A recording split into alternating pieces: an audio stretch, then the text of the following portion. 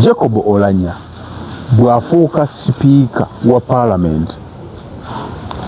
yamalako omwaka gwali gumu n'emyezi obanga 6 oba 3 n'afa. Oulanyah okujja kuba sipiika, it was systematic, kyali calculated, kyali planned.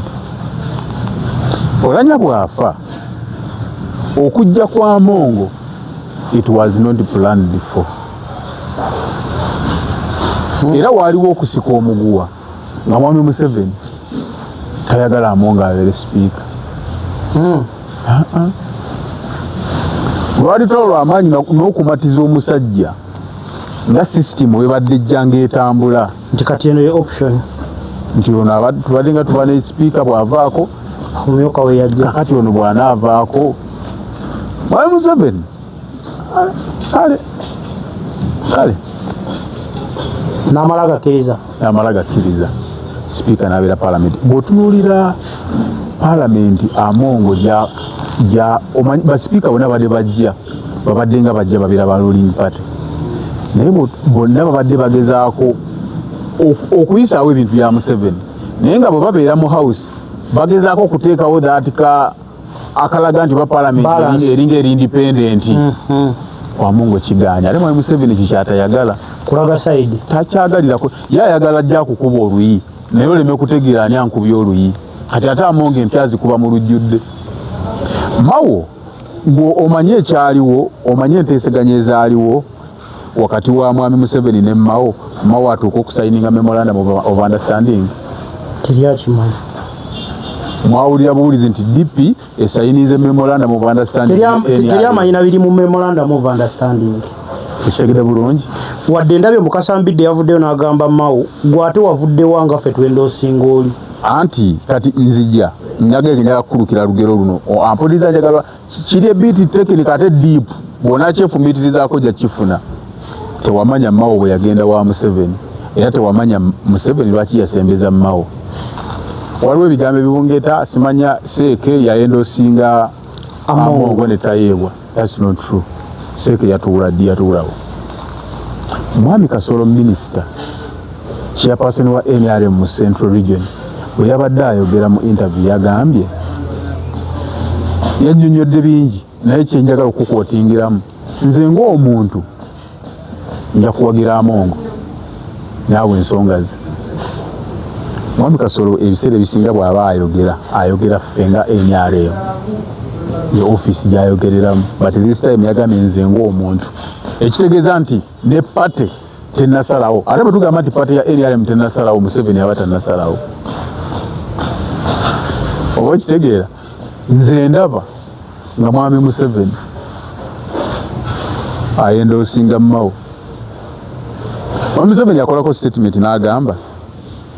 kati kisoboka kitya ne bukyenkya nti Kyagulanyi azze mu Nuupu era twekubuuza ne tukuma tutooki tetuyinza namuwa kaadi, naye bwe tufuna opposition nga Mawo nze muteerako n'omukono.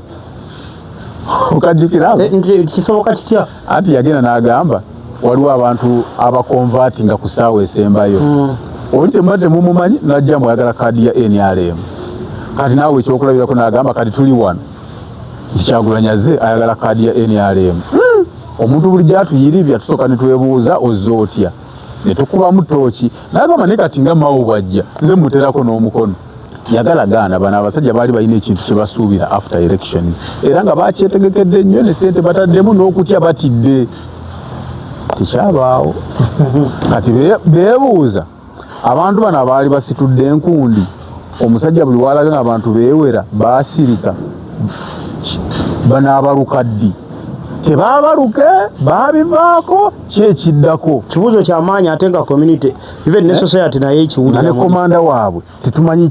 wa gyali kikyabala. Omuntu okuba nga olina abantu abakuba Kyagulanyi tewali kubuusabuusa, alina abantu abamufolowinga abawera miliyoni 10 ez'abantu bamukkiririzaamu. Kati omuntu alina abantu abo abatakyali wa bulijjo, kati abantu be balinga abaasirika. Tewakubayo n'omu ku muggo nti kati teri kibi nga ndwadde etuyira ogudde ku accident n'otavaamu musaayi. Kati Mwami Museveni yagwa ku accident n'atavaamu kasaayi n'aka kati abasawo bali ku bunkingi baga musajja tabanga yayabika ekiwoowoolo nga tetumanyi mumanyi okubanga baali bazibira abantu okwekalakasa okukola kyokukola ki tekuli teri yeekalaka ate n'ababaka ba palamenti abalondebwa abanumpa abasinga kye bw'oba toli mu system tosobola kumanya ki ekyapening exactly. Of course okubeera kwa Kyagulanyi nga tali mu ggwanga abantu aba bulijjo bakitwala ng'ekyangu naye kati ate abantu abali in the system running the system bamanyi obuzito obukirimu naddala abantu abali mu security. Kyagulanyi kyakola acreatinga political pressure ateeka political pressure ku bantu ate ng'ebaliko era bagiwulira kyova olaba buli mukisa gwafuna oguba exposinga ekyakikola kubanga esaawo ebirala byonna bisobola okujja naye ng'atandikidde ku political pressure. Kati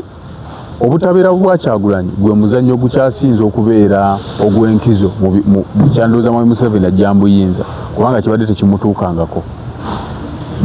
Kyagulanyi okubanga tomanyi waali, tomanyi ani gwakonekitinga naye, tomanyi azzaako ki, kyabulabe nnyo okusinga. Kati omanyi lwaki Nsibambi yagenze mu NRM? Nsibambi teyagenze mu NRM because bamwagala alina kyagenda obbagattako kubanga Nsibambi ne bwafa God forbid NRM esigala ekola bulungi ne bwataali beegasseeko NRM yalibadde ekola bulungi. Naye lwaki bakutwala? Mwami Museveni talisikinga, Mwami Museveni tagezesa, ne bwalengera Kamunyeera awo aleeta ttanka. Mwami Museveni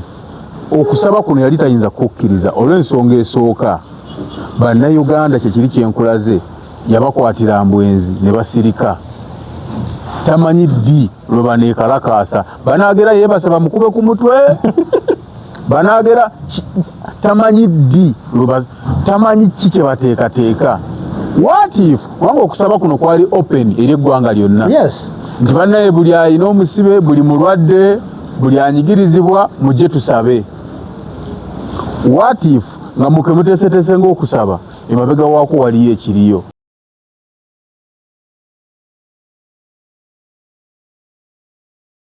Kale mbasebo ne banyabo yonna gye musinzira okubanga mutulaba muli mutya kanswire muli bulungi bitambula bitya saidi eyo. Mukulu abadde abuze Kamwendi nalimanya akalulu mwadduka temuliddamu kwogera era musirikire eddala paka nga mukulu avuddeyo mu nsi kusimala bwabadde akwata vidiyo bajje bakunoonye anti lulimu yagenda ku kizimbe ne balabawo kati ninze kulaba abaana beekubisiza kweyabadde ku nnyanja kumuga muli mutyayo basebo ne banyabo olwaleero olunaku tuze tulina omuzambia Kalusha Bwalya of course tugenda kuwayamu ensonga ziizo awo no tunaava olwaleero olwokuna naffe tugambe alhamdulillah ensonga zonna tube nga tuziwunzikidde awo ababuuzeeko gy'abadde awulidde wamala babuuzaako awo nno nange wenjo tusinzira tutandika emboozi y'olwaleero bye tugenda okuba nga tuwayaako. balamusizza mwebale kutulaba tubadde tubulanganye naye gye tuli tuzoganya mpola nti obadde mu liivu nga wagenda mu mwanyizo ku TikTok yo ya Uncle Morris babadde bakulaba ng'oli mu mwanyi anti ogenda n'olimako omanyi agriculture ye backbone yaffe wano e Uganda kati bw'obanga obeera mu kyalo naye nga tolimaako kayinza okubeera akafu naddala ng'olinawokko ebyokulya n'ebisigadde oyinza obifuubiza munda so naye nga mwetuli tukola bulungi sitina tabwe amina alhamdulillah regardless we move tutandike n'ensonga ya Mwami Museveni European Union bannaye Mwami Museveni alumya abantu omutwe Kyagulanyi yakamulopa mu EU bannagaga bawamatuse mu ggwanga lya India na mu Bungereza bazze musisinkana mwe mwagidde n'omu kwabadde omukulembeze emyaka 27 namuga wakikoze otyo okudda mu kawangula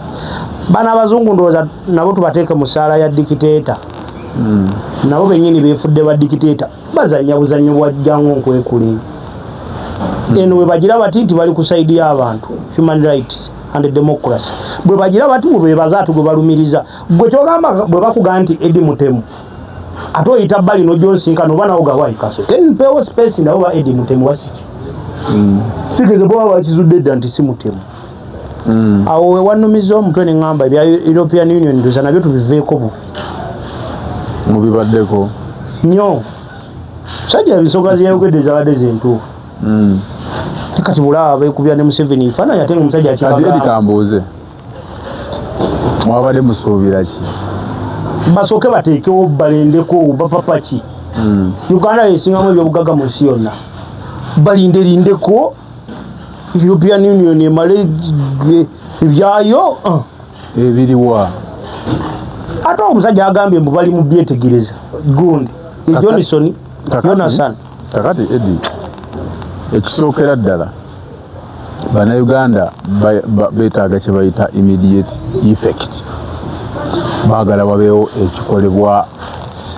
saayi omuswayiri agamba saayi ate batuufu mu ngeri yaabwe but olina okumanya how the system works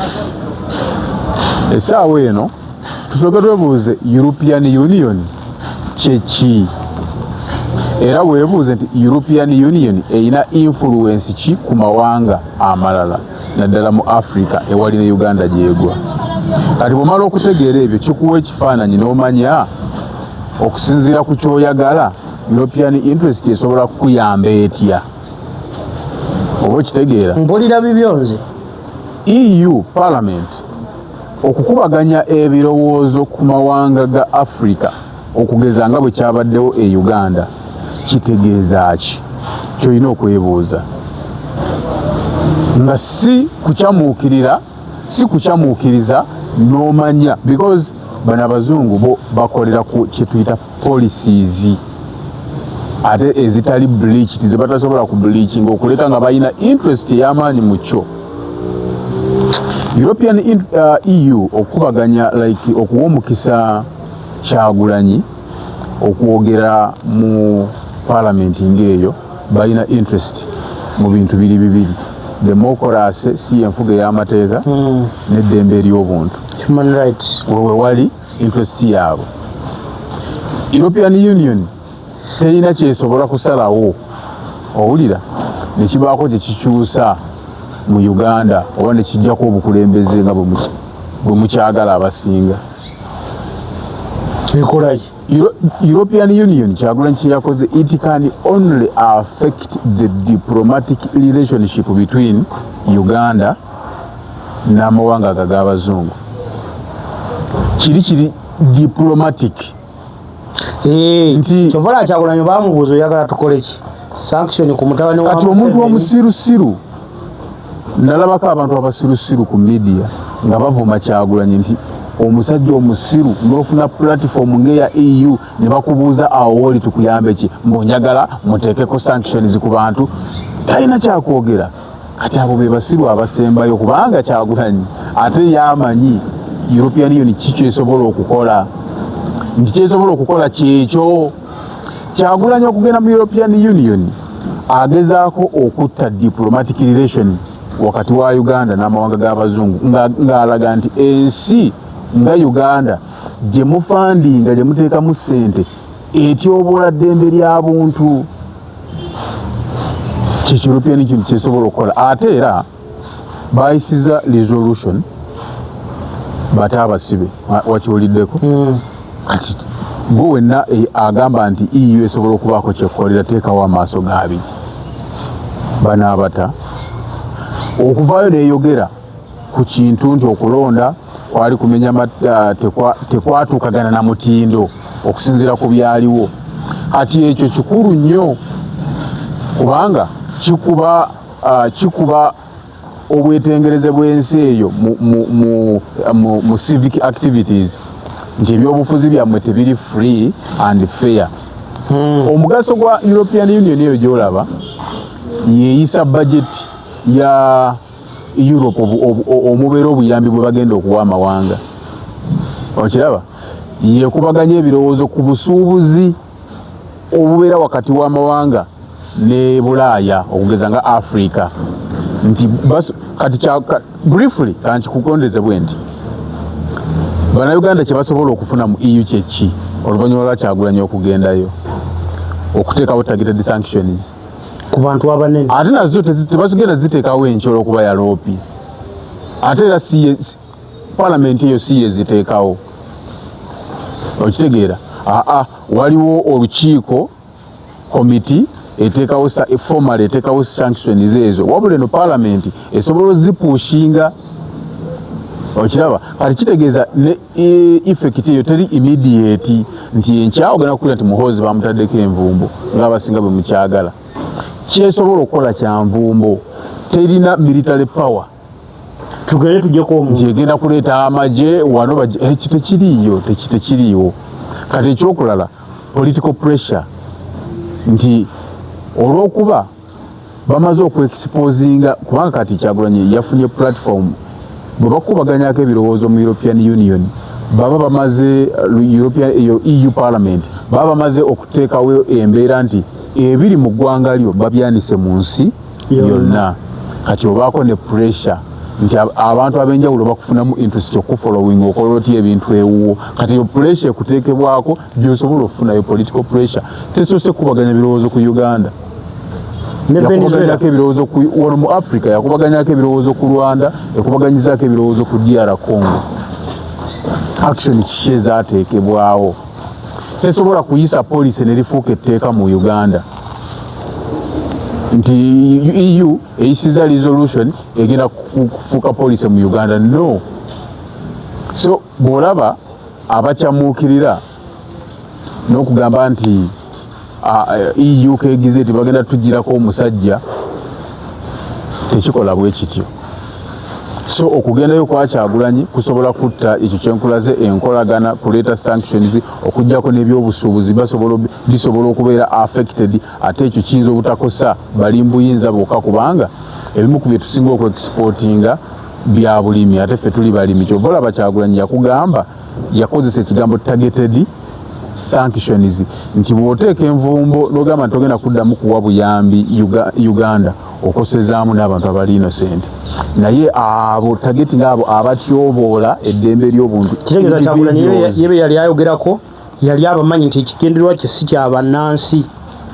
kati Kyagulanyi yaddamu in a diplomatic manner engeri gye yaddamu ekibuuzo ekyo kati abatali diplomatic bo baali baagala tugambe sebo twagala mujje mukwate Museveni mumutwale kye baali baagala bamutwalewa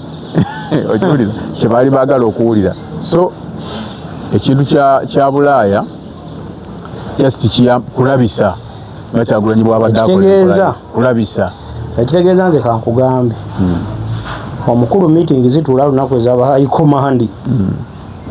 I'm not mistaken zakaziringa 3 okuva wiiki eri ku Lwokuna Kyagulanyi teyayogera Lwakuna bali lwakusatu lwali Lwakuna bali Lwakubiri nze obutajjukira nnyo lunaku okuddamu okwogera yazeemu wiiki eno n'abakulu high command zituula era nze buli gwendaba omuntu agamba nti kati byawedde muzeeyi yazeeyo akulembedde buto ye yamanyi nga ye ali munda eri pressure gy'alina ey'okulabika nti astabilizing sa buli kimu ne kibeera mu normal situation high command eyo giraba bw'eba yakutuula ensonga ziba za mirundi ebiri both internal and external nti baba bali mu kusala ntotto wano tusaleze kubanga high command ebiseera ebisinga bwe beetuula baba bagenda ku interveninga mu kye bayita wars entalo olusinga ku mulirwano oba waliwo deployment egenda okukolebwa obanga waliwo emergency ya insecurity nga y'amaanyi mu ggwanga naye ennaku zino mwana yaŋŋambye high command zituula mbu muba muli eyo oli ku beach nga bakukubira nti omukulu atuyise ate kiki mujje tudisikasinge ku kino tekirinda naye zijjukira ebigambo bya Nadduli ng'agamba nti Kyagulanyi gy'oli tovaayo era nze nkuwulira Kyagulanyi n'amala lemera gye yeekwese ekisanja kino omukulu tagenda kulembera ng'amira emmere ekyo nkubuulira that's reality kuba ekisooka oyo omwana abadde nga all the time asurprising abasajja abakulu abo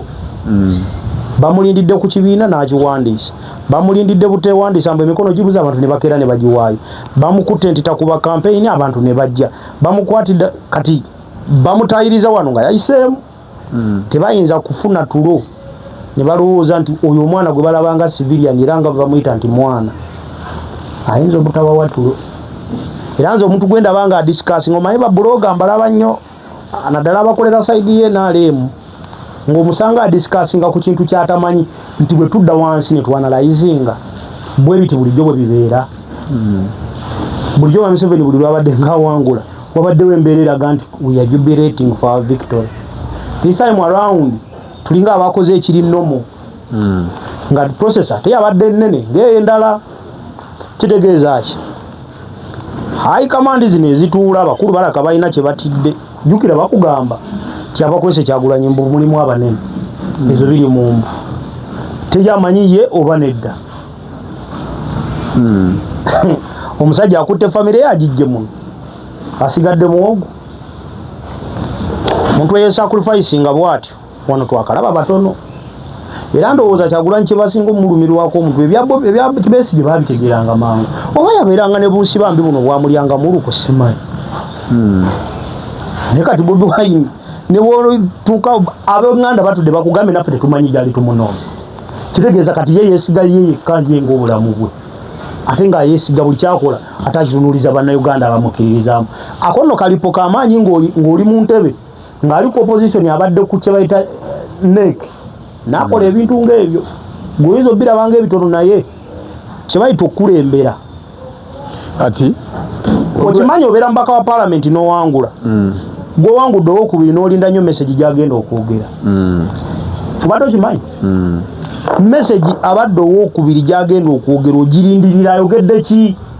Tugenda mu kooti akkiriza obuwanguzi bwange akoze eki.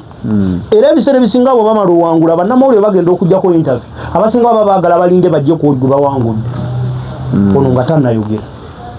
Kati bwe kiba nti Mwami Museveni yakutte ekyokubiri ali ku nsika adduka bwakolima tamusuubira nti yabimanyi nti byawedde bityo wadde tebyamanyi bigenda kutandika bitya. Manyi bw'oba toli mu system tosobola kumanya ki ekyappening exactly. Of course okubeera kwa Kyagulanyi nga tali mu ggwanga abantu aba bulijjo bakitwala ng'ekyangu naye kati ate abantu abali in the system running the system bamanyi obuzito obukirimu naddala abantu abali mu security. Kyagulanyi kyakola acreatinga political pressure ateeka political pressure ku bantu ate ng'ebaliko era bagiwulira. Kyova olaba buli mukisa gwafuna oguba exposinga ekyakikola kubanga esaawa ebirala byonna bisobola okujja naye ng'atandikidde ku political pressure. Kati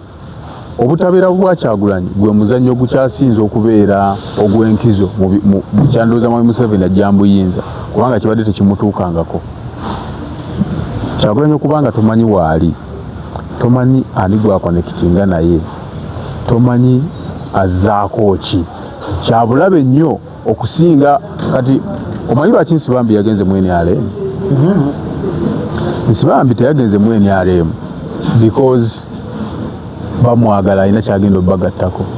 kubanga Nsibambi ne bwafa God forbid NRM esigala ekola bulungi ne bwataali beegasseeko NRM yalibadde ekola bulungi. Naye lwaki bakutwala? Mwami Museveni talisikinga, Mwami Museveni tagezesa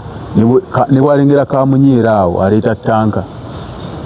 kubanga agamba nze nzenna munywere ejjeetyambwe ennume nga tetidde watyange eyina ebigiri emabega nga gwolabamu aleeta tanka. Kati Nsibambi bamukubya akalulu. Nsibambi musajja mugagga nnyo, of course musajja muyivu nnyo, musajja ali connected nnyo, musajja mugezi nnyo. Obadde mu paalamenti ng'akulondoola olimu FDC entambula zaziraba bakujje mu paalamenti. Mwami Museveni tayinza kurisikinga musajja ng'oyo kubanga gy'oli tamanyiiyo ne byokola tabimanyi. Kati kyakola akuyita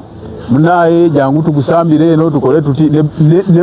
n'ebinyeebwa ebikusikiriza ne bakuwa n'ojja n'omwegattako. Asobola n'okuwa appointment mu gavumenti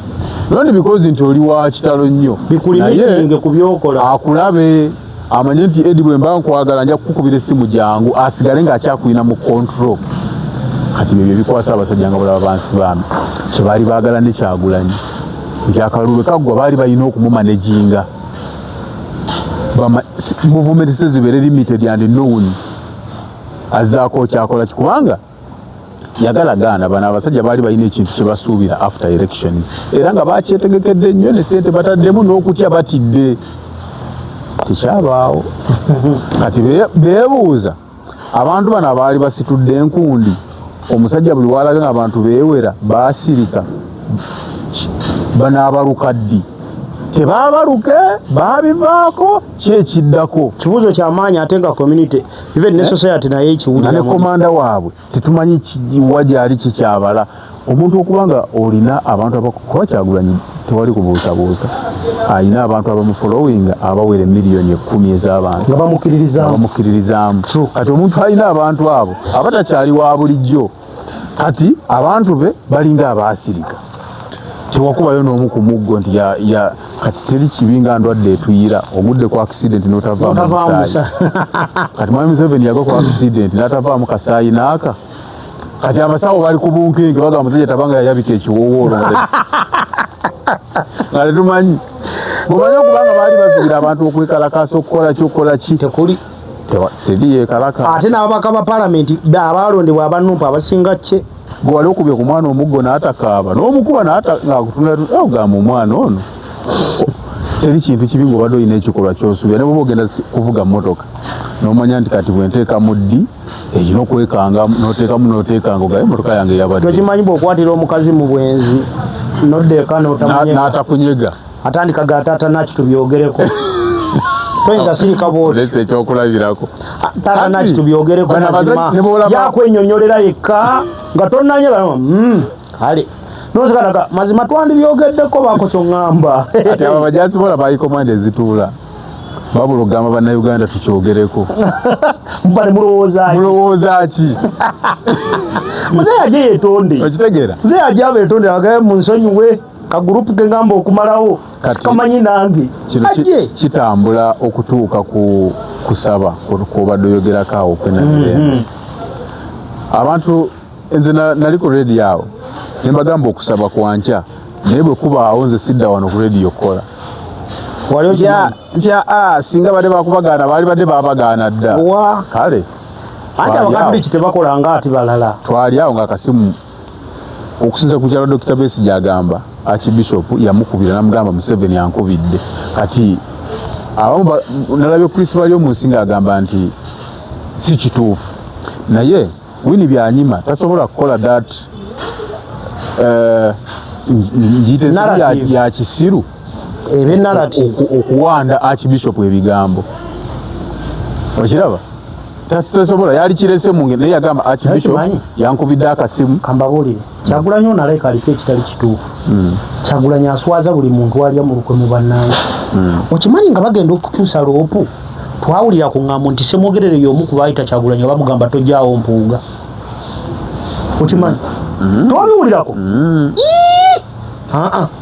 edda naawe saabiwulira byafuluma ne byogerwa nti omukulu bamuta ne bamugamba tugwegayiridde mpuuga ye muleke n'abagamba mpulidde n'ava eri n'agenda n'akola decision byafuluma abantu babimanyi lekasewo okulowooza nti ndi mukulu mu kwogera sewo bya mu kisenge naye kinneewunyisa si bituufu naye saabimanya nabiwulira buwulizi nange sigambye nti I have the source of the story narratives ezayogerwa naye kati okimanyi nti obudde buno singa yabadde omugenzi Dr. Cipriano Kizito Lwanga esimu yali badde tagiwulira Eddie nze kati this is my opinion oba ogikkiriza ogwandaba oba ogiwakanya it is okay nze sisobola kusalira semwogerere musango siri mumusalira nange sooka owulire wali abagumusalira Besigye okusinziira ku information gye yayogera Mwami Museveni bw'amala omukubira essimu teyakkiriza yamunnyonnyola Mwami Museveni okusaba kuno yali tayinza kukkiriza olw'ensonga esooka bannayuganda kyekiri kyenkulaze yabakwatira mbwenzi ne basirika tamanyi ddi lwe baneekalakaasa banaagera yeebase bamukube ku mutwe banaagera tamanyi ddi tamanyi ki kye bateekateeka what if kubanga okusaba kuno kwali open eri eggwanga lyonna nti bannaye buli alina omusibe buli mulwadde buli anyigirizibwa mujje tusabe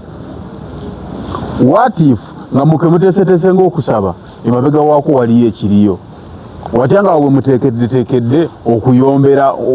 nti lwaki wayenda ati mulindeko mala okukyetegereza era Mwami Museveni nga tannalayira Eddie togenda kuddamu kulaba lukuŋŋaana lw'abannabyabufuzi nga lwankyukakyuka nga lw'amaanyi. Newe n'abapate ya Ssenyonyi kwebaza baamuwakalulu tekijja kubaawo kubanga tamanyi mwe abaamukwatira mbwenzi mugenda kukumadya olutalo kuba olutalo akimanyi olutalo weeruli naye kati okusika kwa bannayuganda takutwala nga kyakusaaga oli muyeekera amanyi bano bannabyabufuzi bano abalina obufoofofo be bajja ku ZTV ne radio ne basaddyaka ne bayisa mu Kyagulanyi amaaso naye ye ng'omuyeekera saabayeekera amanyi Kyagulanyi kyasitudde kuba alina numbers ate omuyeekera yenna nga wakuwininga abeera ne namba emukkiririzaamu tamutwala for granted naye bano bwe wabula bagamba Mwami Museveni yo yagenda mu nsiko baali 27 kati Kyagulanyi nga yayise nti mujje tugende mu nsiko ekitono nnyo n'obukadde obubiri buba butono anti kati Mwami Museveni akimanyi Kyagulanyi tayiza genda mu nsiko kuba tasobola ddikwata terikola naye akimanyi bulungi nti Kyagulanyi singa yeeyambisa bulungi abantu mmwe singa yeeyambisa bulungi mmwe ate basobola okubaako kye bamukola kubanga naye ne bwe yalibadde n'emmundu naye nga talina bantu teyalibaddeko kyakola kubanga naye akimanyi okujja yayita mu bantu oba okiraba kati okusaba yali tasobola kukkiriza kubeerawo kubanga yali agamba okusaba kuno okukuŋŋaanya abantu okuva ebule neebweya kamala okwetegereza era yabagamba kankwetegereze mu kwongezeeyo nja babuulira kyenzudde naye tekujja kubaawo forever tekugenda kubeerawo forever era okujjako nze kyaki y'abakatoliki nalabyeko faaza omu nze manyi bwendaba faaza nga ayogera ku kintu ekyo nkitwala nti ye position ya kyaki be bakatoliki okudifendinga ekikolwa ekyokugaana omumisa okuyimbibwa nalabyeko faaza ng'agamba nti abakatoliki batandise okwogera amafuukule olw'okuba pulezidenti yatuganye okusaba naye ekyo kibayigula batyettama nga buli lunaku musoma sappule waliwo sappule erimu essaala waliwo essaala erimu ebigambo ebyo gino abaavu abanaku simayayamba abasibe abaliro muliro gwa purigatori kati agamba bw'oba nga oli mukatoliki nga buli lunaku osaba essaala eyo gisaba kitegeeza buli lunaku osabira abasibe lwaki bwe basazizaamu okusaba okw'olunaku olumu kikulya abakatoliki kyali badde tekibali ekyo si kituufu kubanga bw'ogamba nti kyaki ogiresemu kubanga okusabira abalwadde okusabira abasibe kya bwakatonda bwe tuba nga tukisabye omuntu omu n'akirinnyamu nsuubira mwali badde mukivumirira nammwe naye bwe mutulaga nti kiri okke ne muwa n'ekyokulabirako nti mu covid omukulu yatugaana okusaba bbanga ki nga kyo temwakyogerako kiri kyali kirala tekyalimu byabufuzi ne bwe biba byalimu byali birina bwe byekwesa Namujinga ayingidde e Vatican kati Namujinga ebyobufuzi bitandika okuyingira kyaki yali badde ebikondemya naye bwe ndaba nga ate mutandika okutulowoozesa nti it is okay awo ndabawo ekizibu kubanga banammwe mwafunyemu kutya oba ki naye nga nsuubira kyaki yali badde evayo nega nti ebyobufuzi bya bufuzi kubanga kyaki eyakomodatinga abantu bonna oba oli munnabyabufuzi oba oli kikasi toyingira mu kyaki oba ogenze mu bwakatonda kukusabira era kyova olaba owa DP bwagenda ne bamuwa omukisa faaza y'omunaawo weefudisa omukisa faaza y'omunaawo wa UPC omukisa kubanga eri nnyumba ya Katonda naye bwe kiba nti oli asobola ogamba nti temukuŋŋaana kusaba kaba kabonero si katuufu so nze Bishop simuyinaako buzibu simuyinaako buzibu kuba nze era nali nkimanyi nti okusaba tekugenda kukola ki ate naye nga atakulembera ggwanga akulembera eddiini tasobola wakanya atamukulembera kubanga eddiini pulezidenti yakulembera eggwanga eddiini mwoli gy'okulembera aba agambye nti kino oba tolina option kati ekyo kitegeeza kidda mu mikono eri bannayuganda ffe tulina okwerwanako tuvulaba Kyagulanyi ne bwe bamuwangula akalulu manyi mulundi guli yakola ensobi bwe bamuwangula akalulu n'agenda mu kooti naye kyali kimututte mu kooti kyali kituufu okusinziira nze ku byempulira akizuula luvannyuma ti abakulu abali mu musango gwe nga kwe kwali ne Sseggona oyo tibaafunye obusimu okuva ew'abakulu owe Namunkekera yakuba n'owe Lwaki n'akuba Lwaki owamanyi n'akuba owe Lwakitula bwe bakuba omukulu n'abimanya naga okay diru bagimaze nti ye nze kati kanjikomye wano sijja gitwala wala anti kati oba weekubyo n'owunyiddola akatambi ne kafuluma nga yeesunsika ku lw'entebe ne baga kakati guno gwe tulinda n'agamba nedda kati okitegeeza byonna bye baali bapulaninze omukulu n'agamba nti tugenda tutuuka ku gundi bana baduka emisinde bamalira ku ending point nze kambakome mukubo abantu bajja tegeera nti balaka baliwo batidde mukubo abataatuse butuusi anti kati yali nsobi yali nsobi kyovola kuno teyagizzeemu yogera mu kooti and by the way nange naadde ekimanyi nti okugendayo kati kyali option kubanga kati ligale kati ekyo kiri ligo olina okuba nga olinamu kaligo knowledge gwolowooza lwaki Kasiba nti yawaabidde mwami Museveni n'amala najjayo omusango what was all about kati ssemateeka wa Uganda akirambika bulungi kuba akalulu bw'oba nga tomatidde nakakyuka byakulonda kikasazeewo mu kooti process eddako eba yaki ate kooti yeba end point yo okitegedde bulungi tozaako okwemulugunya walala okitegedde bulungi kati ate kooti ewozesa omusango gw'abapulezidenti yesembayo supreme yes kitegeeza kyebeesazeewo toyina walala ne bw'onaagenda ku international community neweekubira enduulu nga wava mu kooti tebasobola kuwuliriza anti bo bagendera ku ruling kati lwaki ku luno Kasiba nti yagenze mu kooti mwami Museveni musajja mugezi era tulina omuyigirako oba omwagala oba tomwagala olina omuyigirako mwami Museveni ye avenue zonna azikozesa talisikinga electoral commission yakola ogwayo kati okusinziira ku mateeka singa akatyo k'ebyokulonda kalangirira awangudde obwa pulezidenti ne wabawo presidential candidate agenda mu mbuga z'amateeka kooti neewe ensala yaayo nti oba tugeze gwe balangirira ye mutuufu kitegeeza olusiivule bonna basibiddeyo obuwanguzi bw'oli baba bamaze obusiiringa nga tebukyalimu yadde akabuusabuusa okitegeera eyo avenue esooka avenue eyokubiri singa bakutwala mu mbuga z'amateeka nga bawakanya obuwanguzi bwo kyokka akuwaabidde n'ajjayo omusango ligale obuwanguzi bwe baba bamaze obusiiringa nga bulaga nti wawangula mu butuufu tewaaliwo kakola ki kyova olaba Munyagwa Kasiba nti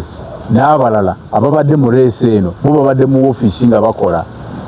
mirimu gya musajja era kyovulaba okulonda bwe kwaggwa Munyagwa ali ku TV na ku radio annyonnyola omusajja nga bwe yabawangula mu mazima kati Kasiba nti ye agende mu kooti amala ajjeyo omusango basiiringa obuwanguzi bwabwe kyovulaba Kyagulanyi ku luno teyakola nsobi eyo yagenda mu kooti oba bw'ogenda mu kooti oba omuwadde omukisa okukakasa nti yakuwangula mu mazima n'obwenkanya kuba kooti ejja kusala nga yakusinga kati ekyaba alina okukola kooti alina kudda mu yeene y'abantu okitegeera kati kyobola ku luno Kyagulanyi buli lunaku ayongera okumanya n'okugeziwala kyobola nkugambe luli yali nsobi luli ku luno gyayabadde tayinza kuddamu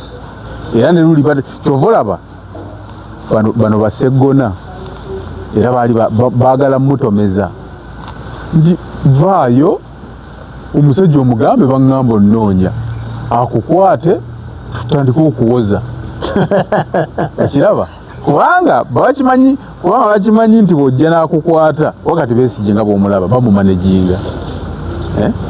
tolina pulani wadde teri amanyi nti bw'okwata ne Kyagulanyi society n'asigala esirisenga ku Besigye anti kati Kyagulanyi y'omulaba basobola omumanejinga nga tebamumanegingira mu kkomera okiraba bayiza okumanya bw'onaamuteeka mu kkomera kiyinza okutabuka kati ne babaako engeri gye bamumanejingirira nga mu society mwali kati Seggona ye kiyakola kiyali ayagala kyovula nze kugamba baseggona bano mu legal aspect byayogera bituufu naye okusinziira ku situation eriwo byayogera si byali badde ayogera tukimanyi nti kale bw'oba ogenda omulyango ogufuluma gwegwo kati ate batukuba amasasi gava mu mulyango nze tobuuka wano ita wano oba bakubye essasi tuwoze omufaawoza omufaawoza kati nze bwe mpulira Seggona nga nze kuba kati watyangu omuyekera akusanze yo ku ttale nakubirayo essasi jangu omusajja oba akukwata tumanye nti yakolina ekikutukako yakolina byoyogera bitu n'okusinzira ku mbeera eriwo kyetaagisa kivuga mu musawo gwe baasibye wamulire gwe baasibye omulwadde yamulifaalinga agende ku RVs ava ku RVs waliwo omusawo omukyala yafa n'olubuto oli yagamba sisobola kuzaalisa bakuwongerera naye bwe yabagamba obbongerayo teyabagamba nti omulwadde wammwe ali bubi mufuna ambulensi kati bo baafuna kapiki nga bamuteekako ng'afiira mu kkubo kati omusawo bamuvunana bamugamba lwaki bano bwe wali obasiibula tewabagamba nti mufuna ambulensi okusinziira gwe ng'omukugu wali olabye embeera mwali kati olina okusoma situation n'omanya nti kati ekiriwo tulina kukola bwe tuti kati nze ga nti baseggona bano omupiira bagusamba ate bakuba bakapaasi zokka neneebuuza bakoleraani gwe noonya omuteeketeeka olabo baana ayogera bakoleraani waali badde ova naye nga kituufu bangambye Abedi Bwanika amazima ali butabika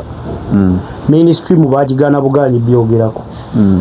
era mu abalina abalwadde butabika bw'oyingira n'akasimu sawa yonna bakukuba emiggo kuba omukulu mbu gyali ayo kyamutwala ate kalulu ndowooza abakulu baali bamusuubiza obanga biri bibiri omanya no gavumenti bwoba ogibeeramu kankugambe kalukya tolya noonywa n'obeerawo n'owanika amagulu obanga kiriwo ekiti abakulu nga baali babagambye mugende mukube Kyagulanyi ffe tugenda balwanirira tubawanguzi abakulu ne basomamu nti Masaka yesinga violence Masaka ye ya Numpu Masaka eri mu Buganda bwe tutambala akalulu kamu kandikozinga violence katuwayo sadaka nga ya Abedi mbu Abedi ezinoba ndowooza kati okwagala okuhetaaza omanyi bana abasajja bagezi baza okuba basindika Abedi Bwanika mu lihabu amazima nga tasaanire naye nga bakimanya agenda ku TV nga nsiba mbiri yabadde ayogera tewamuwulidde nti yaleeta ne Numpu kati oyo omuyita wa bulijjo kati kati Edi kankubuli abasajja bano kyebatamanyi kankubuli kyebatamanyi twamala wano twakolako vidiyo nyingi nga twogera ku transition bali mu kukyusa bano mu byokwerinda bano mu byobufuzi kakati Mwami Museveni amaze ebbanga ng'ataddewo opposition yeyiye ng'ekukolera emirimu gye kakati ebyobufuzi bwe biba nga bali mukola ne political transition ng'olaba ababe atandise obbakuba ettale aleeta sisitimu mpya kitegeeza ne bwe baba bali bakutondawo opposition yeyaabwe tebagenda kusigaza y'abampuuga tebagenda kusigaza y'ababeedi kati babeedi bo tebaamanya nti transition ate nabe batwala bane transition entuufu egenda okubangerwa negenda kuba Piero U versus NRM kati bamanyi nti transition yali ekubiramu n'aba opposition abo ababadde bakolagana ne Mwami Museveni nti ate kati okujja kulaba aba opposition abapya nga bali ku ludda lw'opposition oluusi abamu balina mu NUP naye ng'ate baabali bagenda okulipulesinga bagenda okulipulesinga bampuuga bagenda okulipulesinga baseggona naye nga nabo okuba identifyinga kiyinza tutwalira akabanga okumanya nti ono matulye tumanyi wa NUP omukyala Kakande aliwo gyali ye gyali yakitegeera nti Nupu ye yamuwesa akalulu oba akyawakana gyali era omanyi emasaka awo tosobola kuwangulamu nga toliwo opposition ekyo kisi kyangu era ne Nammeere kye yakoze simanyi bw'anaakiwangaalira tosobola kuwangulamu nga okuleka ano bino tebikyaliko kuswala okuleka eki Nammeere waayinza okubeererawo nti baakuba taata we sisitimu yakuba taata we era kyova olaba ne Nammeere baali bakumulangirira naye tebaamulangirira kubanga waali wakyaliwo embeera bwe bakonfaminga nti Sempijja tumuziike aga nti ate bwe muziika ne muwala we kinene ye ne bamuzuukiza mafu ne bazuukiza Nammeere azuukira olaba wadde nga buli kimu kiraga nti Nammeere tasaanidde kuba teyawangula naye olwekyo asobola okusavaivingira kwako akawuzi kubanga Sempijja ye bamukuba handies down vaawo kati baga nti omuwala we tukole ki tumuleke kati kyekyefaananiza ne kalulu obwa sipiika yes naye nno kankugambe enkalu ziri kalulu ka sipiika nalabeka vidiyo aka Nobert Mao mu kuziika Jacob Oulanyah wakalabyeko abaana ke bagasi akasajja ka Mao kagenda kutawaanya Amongo kyenazudde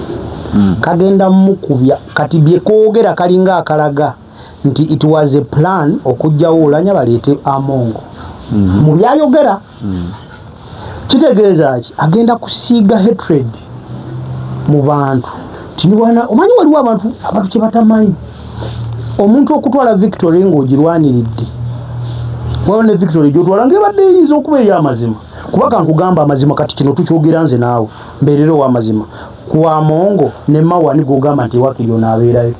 Mao lwaki tandikira ndiriza nga musiga eddamuzi lyabadde akulembera bw'abedde minisita wa justice talina oyinza tugamba nti wano obwenkanya abuleese ku mmeeza bingi ebikolebwa n'omuli n'abasiba abaasibwa nga tasobola standing ayogere kuba nawulidde paasi zinamugaana ensonga ye mbw'oli ayogeza simanya arrogance Amongo oyoga you shut down you shut up kayagala amugambe ki omuntu osirisa omuntu bamugamba bati si shut up oba keep quiet Eddie kati ango opinion yo sisobola giteeka mu kasero nze wambuziza ekibuuzo sitanye okuddamu bibuuzo biri open naye nakuze mu Mao with reasons bw'oba ekintu kino kirabye mangu nali mwina ababaka abali mu bina yes bwe mala okwendoosinga candidate oba olowooza kiwedde kubanga be balina numbers yes era ebbanga lyonna n'ebyafaayo bebaze basalawo kuba sipiika ate nga sipiika abadde akola emyaka 10 mu myuka n'akwata myaka 10 mu myuka n'akwata oba ekiraba naye njagala nkulukira olugero luno olufolowinge bulungi Jacob Oulanyah bw'afuuka sipiika wa Parliament yamalako omwaka gwali gumu n'emyezi obanga 6 oba 3 n'afa Oulanyah okujja kuba sipiika it was systematic kyali calculated kyali planned Oulanyah bw'afa okujja kwa Amongo it was not planned for era waliwo okusika omuguwa nga mwami Museveni tayagala Amongo abeere sipiika lwali tolwa amaanyi n'okumatiza omusajja nga system webadde ejjanga etambula nti kati eno ye option nti ono tubadde nga tuba ne sipiika bw'avaako omumyuka we yajja kati ono bw'anaavaako mwami Museveni kale n'amala gakkiriza sipiika n'abeera Parliament bw'otunuulira Parliament Amongo basipiika bonna babadde nga bajja babeera ba ruling party naye bonna babadde bagezaako okuyisaawo ebintu bya Museveni naye nga bwe babeera mu house bagezaako okuteekawo akalaga nti ba Parliament eringa eri independent Amongo kigaanya ate mwami Museveni kikyatayagala kulaga side takyagalirako yayagala ajja kukuba oluyi naye oleme kutegeera ani ankubye oluyi kati ate Amongo empya zikuba mu lujjudde sit down kati Parliament ebbanga lyonna ebadde ejjenga ku kigendererwa kiki kye tukola ekisobola okunyweza mwami Museveni mu buyinza okiraba gwe mulamo gwe badde ng'etambulirako essaawa eno Parliament kino ekisenge kitugendamu eri ku musingi ogugamba butya kiki kye tusobola okukola okulaba nti obuyinza buva ku mwami Museveni ne budda we tubwagala olwenjawulo webadde luli tumukuumidde tutya mbuyinza kati ekyo kyavuddewo kati ekiriwo tukyusizza tutya okuva ku ono okudda we twagala nga tukozesa amateeka Mao ng'omanye ekyaliwo omanye enteeseganya ezaaliwo wakati wa mwami Museveni ne Mao atuuka okusayininga memorandum of understanding teryakimanyi mwawulira buwulizi nti DP esayinize memorandum of understanding teryamanyina biri mu memorandum of understanding ekitegedde bulungi wadde ndabye Mukasambidde yavuddeyo n'agamba Mao gwate wavuddewo nga ffe twendoosinga oli anti kati nzija njagala kukulukira lugero luno ampuliza njagala kiri ebiti technical ate deep bwona kyefumitirizaako gya kifuna tewamanya Mao bwe yagenda wa Museveni era tewamanya Museveni lwaki yasembeza Mao region Mao gyava eya Acholi ye region esinza ebyafaayo mu bukulembeze bwa mwami Museveni bye mumanyi ne bye mutamanyi Mao as an exposed man omusajja omuyigirize munamateeka alina ebintu bingi ebyafayo bingi ku region ya Northern era kakati bwe twogera ku figures ze tusobola okwogerako mu Northern region mu Acholi region Mao enamba emu Mwami Museveni n'amusembeza bw'amusembeza amuwa ministry eya justice and constitutional affairs ekyaweesa Mao ministry eyo kukola friendly constitutional amendments ezigenda okuyambako okukyusa obuyinza Mwami Museveni okutwala mu direction gy'abwagalamu. Mao kyekyamuteesaawo era kyekiri kyobadde ogamba nti wabadde wabangawo ebyokunyigiriza abantu nga tafaayo era Mao yajja n'akugamba nti obuyinza tetugenda bukyusiza ku TV bugenda kukyusibwa mu bisenge ebimatalinga era kwatandika dda. Mao mu 2025 bwe bamala omuwa obwa president wa DP yalangirira n'agamba sigenda kwesimba kuba president. Twebuuza Mao azzaako ki? Twali tuli awo ng'eyo mu bakita Pekeralu bategese okwaniriza omwana waabwe ng'akomawo ewaka. Bwe yakomawo n'alangirira nti agenda kwesimba kuba parliament oba constituency eri mu Gulu City era n'agamba abantu ti Mwami Museveni yansalirako constituency eno n'agimpa era bonna abaali beesimbyewo nga bayinza omutawaanya Mwami Museveni yabamugiramu. Lwaki Mwami Museveni alwana Mao agende mu parliament? Gulowooza lwaki?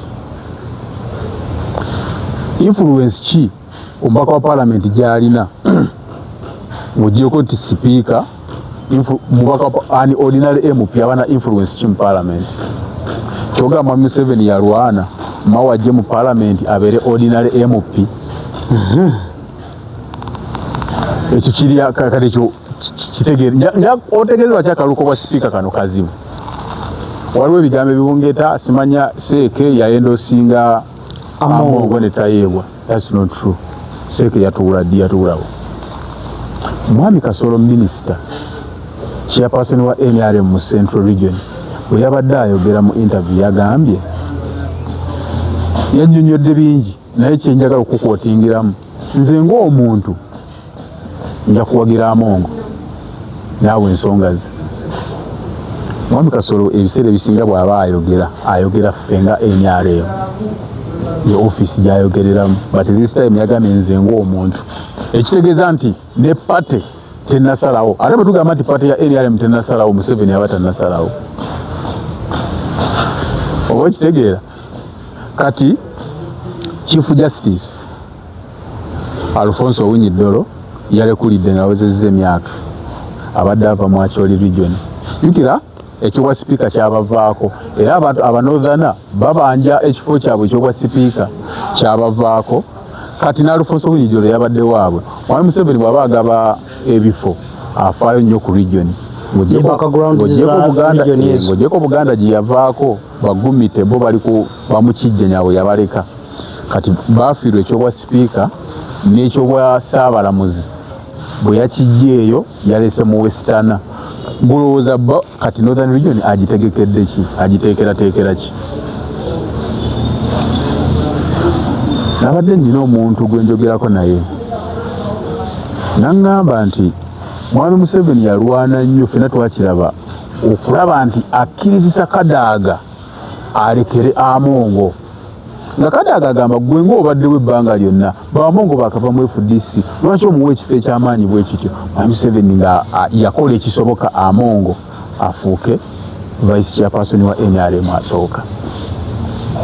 nga soft landing nti bw'oba bakujje ku bwa sipiika ezimule ku nsonga ze bayinza okukonvinsi nga kugamba obuvunaanyizibwa olina bungi. Sipiika obw'ekibiina kifo ky'amaanyi ate oli mubaka wa paalamenti sigaza kino ekifo kuba sigwe basoose okukonvinsi nga Kiwanda wamulaba bamujja mu bwa paalamenti nti sigaza omulimu gw'ekibiina nabo bamujjayo nga bamusuula nabo ne bamujjayo kati aliwa ali mu mwanyi za kisoboka. Edi nze nkubuulira nga tuli wano tewali muntu asinga kubeera ku bunkenke mu ggwanga lino nga Anita Amongo olabye yatandise n'okutegeka ebijjulo by'abasiraamu sente zagenda okuteeka mu kalulu kano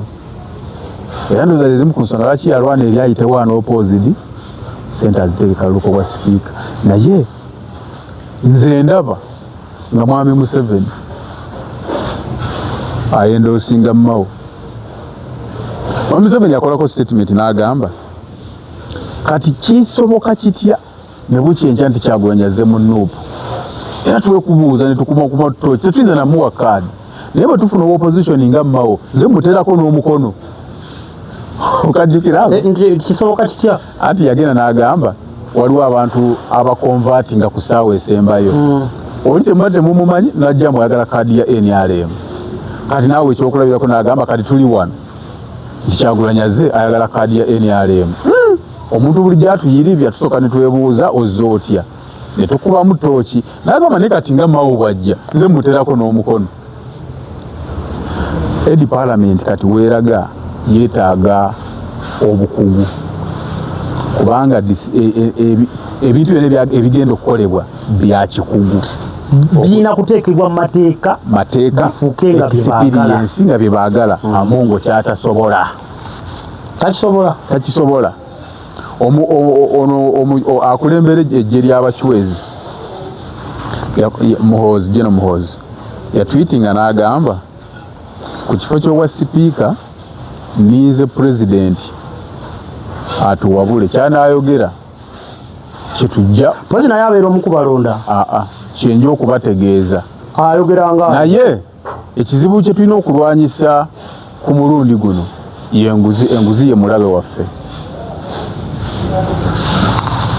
twiti eyo kati kanjikumenyeremenyere bwe nti lwaki Amongo alina olusozi gambalagala Amongo emyaka gy'abaddemu palamenti weesinze okubeeramu enguzi ebikutiya bya ssente yafuuka transaction room Amongo amabaati gaali gamutwala emyaka gy'amaze mu palamenti kuba sipiika emitono ennyo ayina international school ayina eddwaliro gali kwoleka emmotoka ez'ebbeeyi ebiteeteeyi eby'ebbeeyi muva ku mukazi temulaka muwala namuwala nemmwe sebo ne mwami Museveni yagendayo n'abiraba mwami Museveni ye muntu gw'oyita ewuwo ng'azze kwetegereza by'olina naye ate n'amala n'akuwa n'ekirabo weebale kola n'okutendereza n'akutendereza nadde no n'ababuuza yabijjeewa kati Museveni muzibu nnyo n'abadiringa naye tebamumanyi kati bwe tugamba bw'agamba nti enguzi kye kizibu kyaffe ekisinga ate bw'otunuulira Amongo sikandozi z'enguzi ne ziri mu palamenti actually bukya Uganda efuna basipiika ono sipiika asinze okukwata obubi palamenti alagidde ddala nti palamenti etambulira mu executive Kadaga yakikolanga naye nga olamanyi okuboggoola bayitha nga atambuza ekintu n'abaana ba Nuupu bakyayinamu akamutima akamwagala Mao yagambye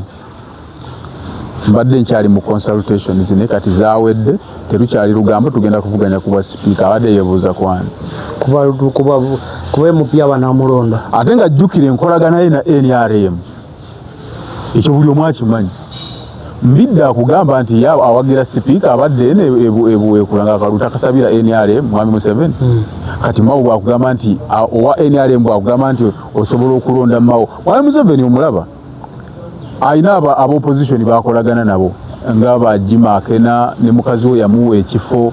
lwaki ekya Mao yakulaga nti bakiwandiika enkolagana yaabwe eri mbuwandiike kujjawo dawuti nti bwe bukyenkya nti awagidde Mao tosobola gamba nti lwaki ate wa NRM wagidde wa DP kubanga ajja kugamba oyo twatana mu bigambo byo Kalusha olinga agamba nti it's a done deal Amongo yetadda kati baagala Mao teeka waaga are you sure atulaba awuliriza analysis gwotuwadde are you sure teeka waaga kungulu it is obvious Amongo ekisooka epolisi ebaddewo nti omuntu afugayo ebisanja 2 deputy najja n'afuga 2 deputy najja naye nkulaza ekisooka ebyakyuse nti luli ekibaddewo tukuumira tutya omusajja mu buyinza kati olugero lukyuse tukyusa tutya okuva ku musajja okudda ku gwe twagala kati gwogamba nti olugero bwe luba lukyuse lwaki bino tebikyuka era mwami Museveni ajja kubayita abamatize lwaki ayagala Mao abo bawulya bonna abekangabiriza ojja kuwulira nga bakyuse abagamba kati tuli ku Mao. Nze nakyogera Mao nga yakayitamu bw'ati nti nga siraba Amongo kubeera sipiika wa paalamenti nga Mao waali mu paalamenti omuli Mao. Bwe weebuuzeemu Mao okugenda mu paalamenti effort ya Mwami Museveni lwaki alwana agende mu paalamenti amwagaza ki? So ogenda sipiika agenda kukola emirimu teyatandise ebijjulo. Gomaye kitegeeza sipiika oyo kati okuba kyanja kimu dawali anti kati Amongo gwetunulira engeri gyakolamu ebintu bye. Amongo tasobola kubeera technical enough kukola transition mu ngeri eri mu mateeka kankikole in quotes. Tasobola kubeera smart kutuuka awo. Ate Amongo agaggawadde, Amongo ali exposed, atambudde eggwanga lyonna, kati ke kaseera ke obudde buweddeyo. Teeka waabiri Papa Kasaya mu omukisa ffe kwe tugumidde. Teeka wamma sipiika Amongo ddako ewa Papa akwongera ku mikisa gy'okuwangula obwa sipiika. Nze ndi mabegawo nkuwagira. Anti nalabye manye ensonga lwaki owagira. Naye otawa nsonga. Yampadde sente ngenda mulonda oba yampadde za munoonyeza kalu. Ye Amongo. Nze ndi mabega wa Amongo. Ate wagirirako oli. Siyina gwe mpagirirako. Nze Mao namulabye eddiikuula. Yenda kalabikadde ku peegi yo. Yani. Edi, Mao si ddiikuula. Mao bino byakola mu public ebimulabisanga ddiikuula. Kati Museveni kibanga gwe ovuga emmotoka yo ng'epipira ng'omanye ensonga lwaki epipira. Oli akuyita kagamba ne Edi emmotoka ye n'akutuusa naye gwe olw'okuba omanye ekigipipiza ogamba ejja kuntuusa. Kati Mao apipira ne Museveni amanyi lwaki Mao apipira. Oba yamupipiza. Singa agamba nti kati kamuggyemu akapipira era asobola okutambula obulungi. Leke tubasiibulire wano okuva gye twatandika Kalusha. Kwega naawe okimanyi nti alimu obwaddiikula naye omuzeeyi yamwagala addiikula. Bw'anaaga anti yaswikinga kati bw'agamba nti kati tuvudde mu FM kati tugenze mu short wave Mao ayogera nga taliimu nakasaala. Muzikiriza ate Amongo ye ne bw'oteeka mu short wave takyuka. Alimu akapipira ye. Anti kati ate yeepipiza yekka yeetaaga makanika. Basebale banyabo okuva gye twatandikidde njakasalamu ako tonkubya miggo. Asebale banyabo okuva gye twatandikidde muzikirize tubasiibulire wano tubeebaza okubanga kwe muli emugoberera ne musharinga ne mulayikinga. Kalusha akomyewo naye yaleero tetukubye. Kati ate yange omukubya nnyo. Goberera byafaayo. Goberera omanyi Mwami Museveni y'ebintu yabikola nga lugero lwakuba nti bwe tobifollowing obuuka nze nkulukidde engeri Mao n'olanya gye bizze bitambula n'oteekako ne region. Weebuuze lwaki Alfonso Owiny-Dollo bwe yalekulidde ate yaleese wa Western kitegeeza baasigazzaawo vacuum mu Northern. Agenda bawa kifo kikyabwa vice president. Naye Mao bamuwa vice. Mutuvire kwa Amongo muwo oli owa vice. Ate n'Amongo kino kye yakola okwendoosinga abantu ababadde bava ku opposition okujjamu NRM n'alaga nti abayiwako nnyo omubiri. Ekyo nakyo ate kyayigula ettama bano abeeyita ba NRM historicals. Bamwinako akasajja. Vidiyo tewanvuye. Wamma muleke tubasiibule abantu twasiibudde dda. Ali ku kamera wa malala bwe yeebakamu bwazuukuka bwanywa kasoda bwasaba ennamba z'abakazi. Mukama Katonda wampaka byanzo ono sejjusa. Naye abadde alikodinga content yagenda osooka okwaplodinga okukwe. Eri tekwata vidiyo. Eri Infinix tekwata. Infinix kyogera tekwata. Tekwata eyo. Singa abadde alina ku Samsung oba iPhone. Kale oba n'omutekino oguli advanced team naye kati yanyumizaako n'abantu ku imo ku WhatsApp ne Messenger. Infinix tekwata. Wamma ekwata vidiyo. Akkiriza. Musaze kigambo. Twagezesa nga tuli aba nangamba ekitufu yange tekwata. Kati bino ebyemabega biriyo biki? Bateekako maaso 3 kumugamba nti wooli si wabye eddala linaatera okulinnya naye nga tanatuuka ku level ekwata vidiyo. Abaleka tubasiibulire wano.